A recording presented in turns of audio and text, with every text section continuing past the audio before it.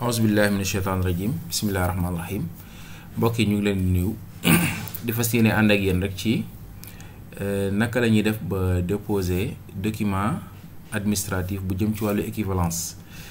ci site bu admission bu université Cheikh Anta Diop bu Dakar lii nag benn demande la boo xam ne xam naa dañ ciy baaxee suñu mbokk yi nga xamante ni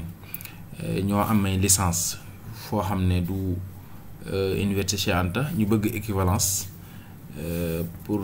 mën koo jëriñoo daal ci biir réew mi ak yu mel noonu fii li mat a préciser rek mooy bépp diplôme bu ñu amee ci biti mooy ci biti université Cheikh Anta Diop donte maa ngi bi fii ci réew mi dafay laaj li ñu woowee équivalence léegi nag waa université boobu mooy ICAD dañu am benn plateforme bu matale boo xamante ni dañ ko jagleel ngir ñi nga xamante ni bëgg nañoo def li nga xamante ni moom mooy équivalence boobu tey jii nag incha allah dañuy procéder ak yéen étape par étape ci bu fekkente ni bëgg ngaa déposer li nga xamante ni moom mooy équivalence yooyu mbokk mi kon li ngay njëkk a def rek mooy diplôme bi nga am da nga koy scanner enregistrer ko PDF scanner ko enregistrer ko PDF comme document yi ci document yi la ñuy liggéey tey comme boo ko scanner ba pare da nga koy fexe mu nekk PDF bu nekkee PDF nag da ngay fexe ba taille bi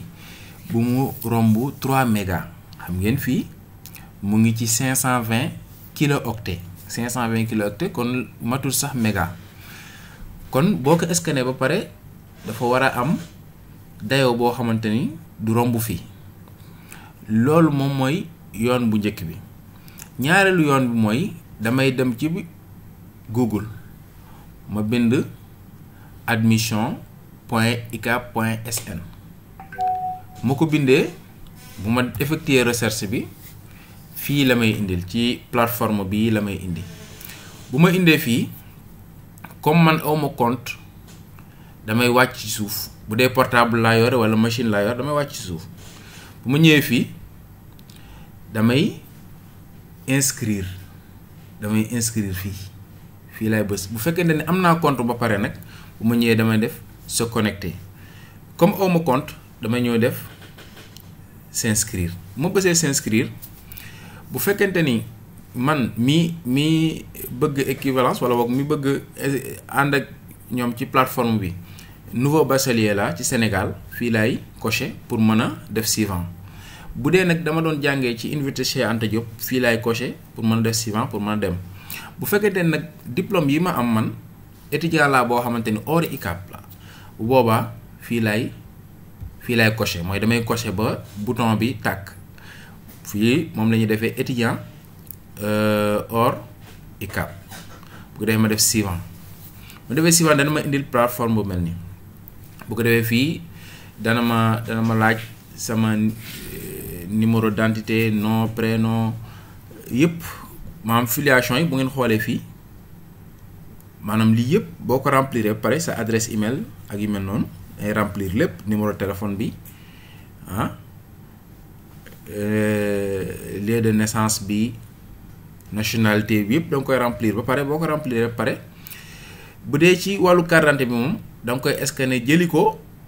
ci li nga xamante ni moom mooy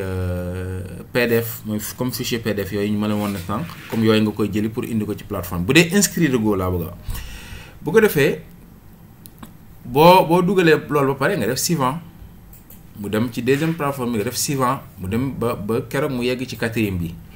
kon lii moom mooy inscription léegi nag boo paree ba mu yegg ci niveau 4 ba jàll dana la woon ne la inscrire nga waaye pour nga mën a jàll pour mën a dugal sa adresse email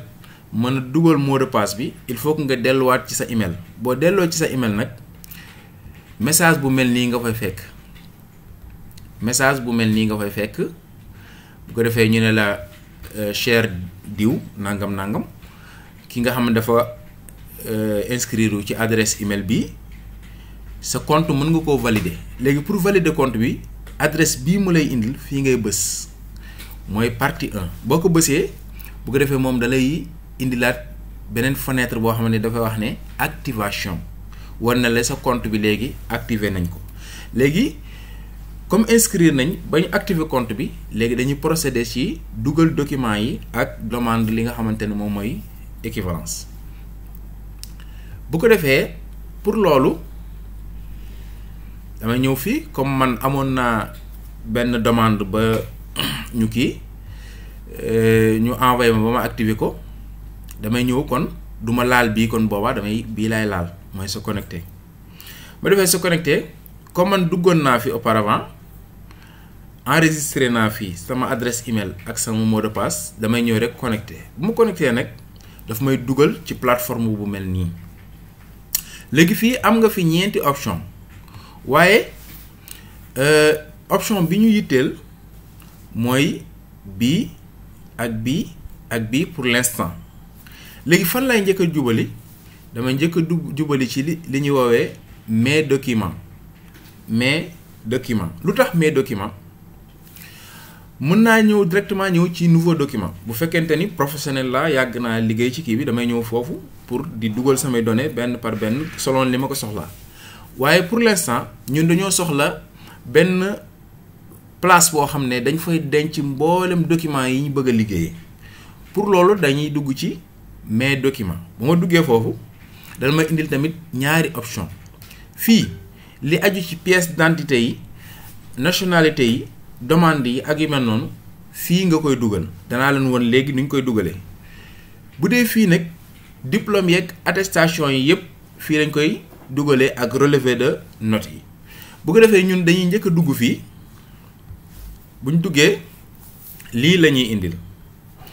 bu ko defee fii nit ki mën naa ajouter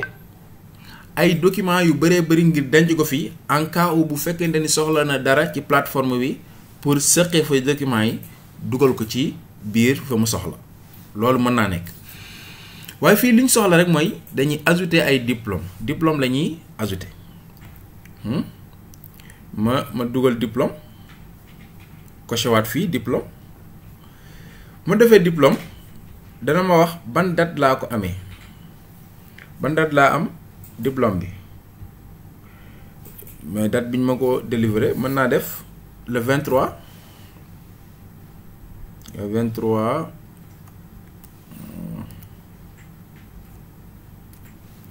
aywa le 23 septième mois 2018 mooy date bi léegi titre bi lan la mooy leen baccalauréat rek baccalauréat parce que bac bi laa bëgg a dugal peut-être naa ne woon ni ñu koy dugalee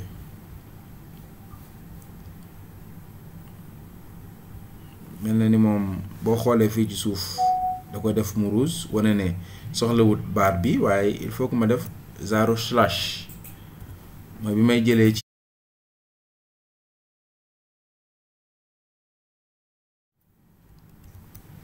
slash bi mu ngi ci 6 bi gis nga rouge yi dañ naa kon il faut que nga dugal ci diggante jour bi ak mois bi ak kii bi lu mel ni bu ko defee buñ noppee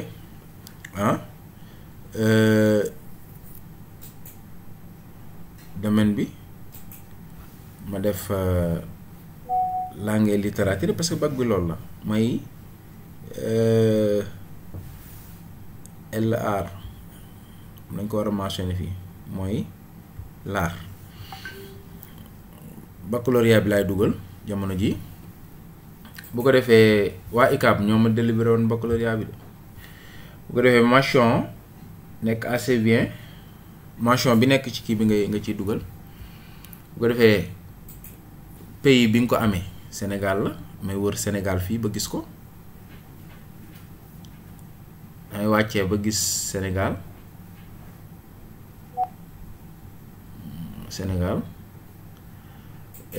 établissement fii nag li ma da bàyyi xel mooy ñoom waa université Cheikh Anta ñoom ñooy délivrer li nga xamante ni moom mooy baccalauréat bi faculté des lettres et sciences humaines comme bii faculté des lettres et sciences humaines bu dee baccalauréat bi nga amee bac état bi nga am boo koy dugal ci plateforme bii nga koy dugal wala boog établissement bi lii nga ci dugal mooy faculté des lettres et sciences humaines nii lañ koy abrégé nga cliquer ko wàcc kon léegi da ngaa war a jëli bac bi nga cliquer fii pour mu yóbbu la ci say biir document pour nga jël ko waaw ci document bii lay dugg ma jëli bac bi gis ngeen comme bac bi ma indi ko léegi kon foofu pare na léegi damay def suivant fii damay def suivant kon nga gis ne kon remplir naa ne diplôme laay kii wax date bi ma ko am wax maam ci lan ban kii la woon ban fonction la woon wax tamit li nga xamante ni moom laa foofu laa ko jëlee mooy ICAP bu dee licence bi nag dangay gis ne hors ICAP laay coché bu ma demee ba foofu mention bi ma am ci biir bac bi fichier bi indi naa ko bu ko defee def suivant bu ma defee suivant rek daf may laaj li nga xamante ni moom mooy sama relevé mooy ajouter un nouveau relevé léegi fii tamit fii laay jëli sama relevé bac bi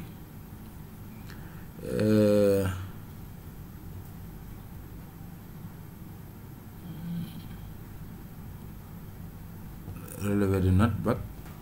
comme bii parce que day fekk ma dajale sama fichier yëpp ba mu kii léegi fii dama koy tuddee dara rek relevé nu ñu koy abrégé tamit RV def RV rek relevé def enregistré bu defee enregistré damay defaat enregistré kon ñaari enregistré bu ko defee mu dugalal ma bac bi kon fii mu nee na ma bac bi dugg na benn instant bii moom bac bi moom mu ngi ci biir léegi damay ajouté waat beneen diplôme mooy diplôme bi nga xamante ni moom mooy diplôme licence bi diplôme bi date bi mu ngi nekk le 27 faaw mu am rëdd boobu ci diggante bi 9e mois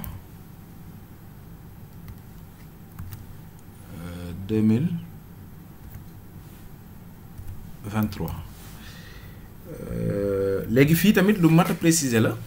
fii benn parce que da ngay def équivalence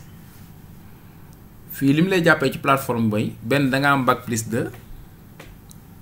wala nga am bac plus 4 bu dee licence bi may dugal nag moom bi jóge ci ICAP université Cheikh Anta wala boog université Cheikh Ahmad Bamba licence bi jógee ci université Cheikh Ahmad Bamba pour ma dugal ko ci plateforme bi dama def bac plus 4 pour ñu defal ma ko équivalence pour loolu ma choisir domaine bi fii moom du ma définir dara damay bàyyi noonu rek parce que domaine bi ma bëgg bi licence bi nekk gisuma ko fi moo tax dama définir bu ko defee ñu ne ma ci ban réew laa ko amee parce que réew yëpp fi nekk daanaka particulièrement réew yi nga xam ne dañuy jëflante Sénégal yëpp ci wàllu université yëpp ñu ngi fi waaye man comme Sénégal laa nekk Sénégal laa ko amee Sénégal laay wër parce que université Cheikh Ahmad Bamba mu ngi Sénégal kii bu ko defee établissement fii dama koy hors ICAP laay def pour moom maa indil yeneen option yi comme fi nga xamante ni foofu la université Cheikh Ahmad Bamba nekk ak yeneen université ak yeneen établissement yi bu ko defee bu ma ñëwee damay cliquer fii pour wër université bu ko defee fii damay wër mu ngi nii université Cheikh Ahmadou Bamba de Touba université Cheikh Ahmadou Bamba kon damay wàcc ba gis université Cheikh Ahmadou Bamba de Touba ma cliquer foofu laa amee li nga xamante ni moom mooy licence bi ma fii ma def mention bien bu ma defee université Cheikh Ahmadou Bamba de Touba damay dem jëli licence ba laay jëli moom it ma indi ko kon tant que jëliwoo lii doo mën a continuer ay bu ko defee fii la may indi pour ma mën a indi li nga xamante ni moom mooy relevé bi damay dugg ci relevé bi wala boog damay dugg pour indi ji relevé damay indi relevé licence 1 après indi bu licence 2 doog a indi bu licence 3 comme fii ma yor ko licence 1 ma def enregistré dem jëliwaat licence 2 ba keroog relevé yi di jeex rek bind ko licence wala boog licence 2 ma koy jëli parce que day fekk lépp ma organiser ko teg ko ci benn dossier damay ñëw rek sëq yóbbu enregistré damaat jëli bu licence 3 jël ko enregistré bu ma noppee foofu damay enregistré lii bu ko defee licence bi moom it daal di ñëw ok kon foofu tamit pare nañ fa léegi kon dañuy dëppaat kon dugal nañ baccalauréat bi waaye dugal nañ licence bi ak bac bi yëpp dugal nañ ko léegi kon mu desal ñu pièces yi kon pièces yooyu ma doon wax sànq fii lañ koy dugal ajouter pièce léegi man type de pièce bi may ajouter war naa koo xool man li ma soxla woon rek mooy carte identité nationale damay cliquer fii def CIN dem jëli ko carte d'identité bi fa mu nekk koy jëli denc ko léegi après danaa leen wax lii nii fu ma ko jëmee léegi comme carte d'identité bi ñëw na damay ajouté waat yeneen demande yi demande booy ajouté bu nekk da ngay wax demande boobu nu mu tudd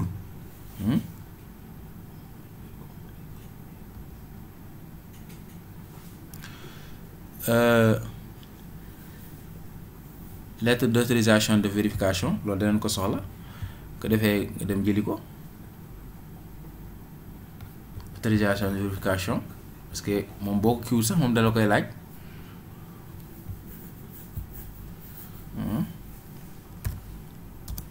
RV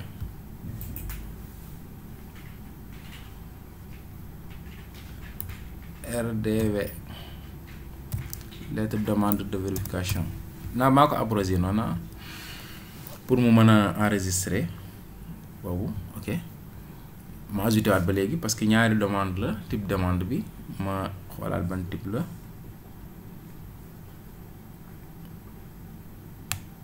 lettre de demande administrative comme bii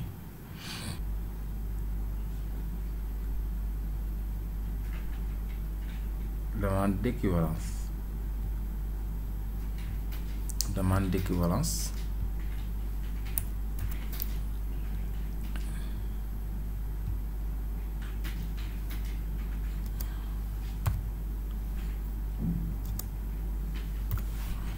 enregistré kon jamono ji li ma war a dugal lépp ci ay documents dugal naa ko pour ñu dencal ma ko léegi damay def retour parce que li pièces yi dugg na boo xoolee fii tamit diplôme yi dugg na léegi ma procédé nag ci troisième phase bi damay génnaat kon bu ko defee boobaa nouvelle demande dugg nouvelle demande bu ko defee ma ne équivalence ma ñëwee équivalence comme dugaluguma fi dara bu ma ñëwee moom daf may laaj waaw ci ma choisir benn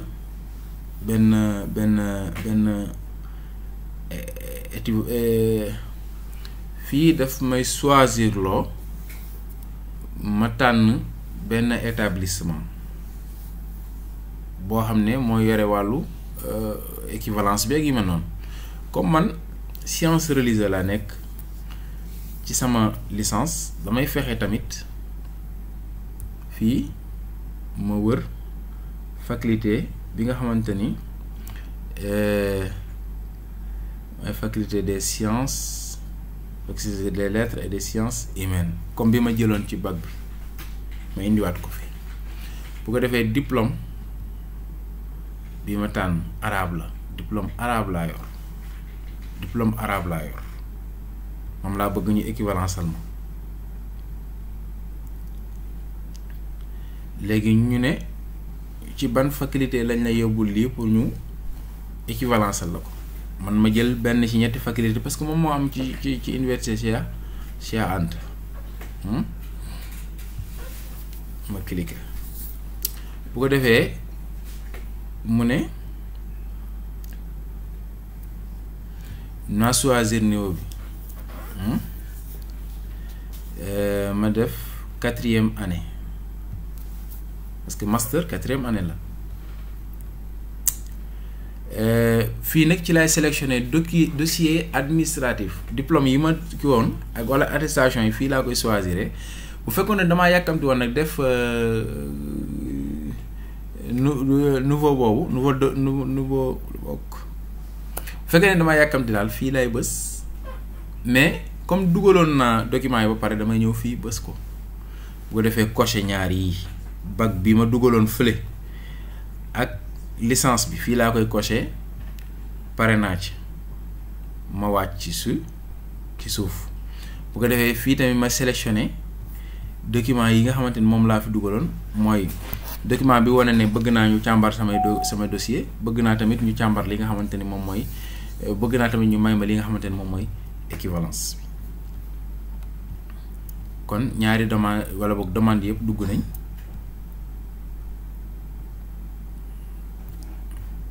bu defee fii ma coché waat fii bu defee def suivant ma defee suivant dañ may laaj ba xam est-ce que lii nii man maa ko déposé ma ne leen waaw man maa ko déposé de ma enregistré ko def enregistrement yëf kon gis ngeen procédé nañ ba yegg ci fin bi waaye message bi la ñuy indil wane ne date bi ñu may woon pour dugal genre formation bi pour def équivalence bi moom jeexal nañ ko kon lii ay période la période bi jeex na dañuy xaaraat ba ñu ubbiwaat rek incha allah ñu postuler waat bu soobee yàlla kon nii rek la ñuy def pour mën a postuler li nga xamante ni moom mooy suñuy diplôme ci biir office wala boog ci biir demande d'équivalence kon sant leen gërëm leen asalaamaaleykum wa rahmatullahi wa barakaatu.